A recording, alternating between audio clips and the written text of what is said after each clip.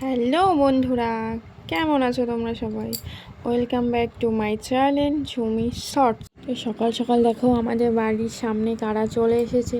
তো ভাবলাম ভিডিওটা তোমাদের সাথে একটু শেয়ার করি। তো দেখো দুটো হনুমান এসেছে, এসে বসে আছে। দেখো এইদিকে কেমন ক্যামেরা করছি বলে কেমনভাবে তাকিয়ে আছে, আমার তো খুব ভয় লাগছে।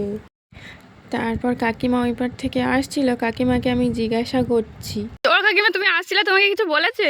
তখন কাকিমা বলে ওরা যা বদমাস তাকিয়ে আছে, দেখো এক্ষুনি দৌড়ে আসবে।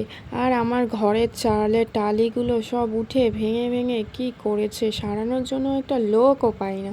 তারপর বলছে যে সবেদা গাছের ডালগুলো ভেঙে কি করেছে। আমাদেরও বাড়ির সামনে সবেদা গাছে আছে, সামনের বছর এসে ওরকম কত সবেদা খেয়ে গেছে, ডাল ভেঙে দিয়ে গেছে।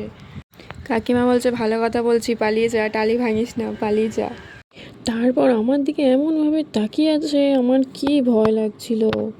তারপর তোমাদের দাদা বলছে কাছের দিকে যাও। আরে না, ভয় লাগছে, মুখ নাড়ছে, এই দেখো কেমনভাবে কি জিজ্ঞাসা করছে।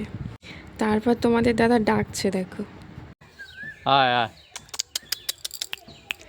হ্যালো মিস্টার হনুমানজি, দাঁড়াও।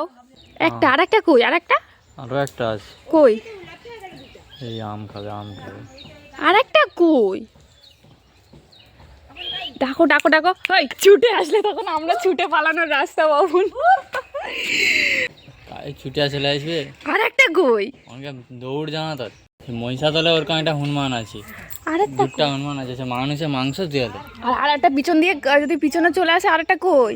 বারবার শুধু একটাই ভয় লাগছে যে আর একটা যদি পিছন থেকে চলে এসে দাঁড়িয়ে পড়ে, তখন আমরা কি করব, কোথায় যাব, সেই জন্য বারবার জিজ্ঞাসা করছি। সবাই কমেন্টে জয় শ্রীরাম লিখেছে।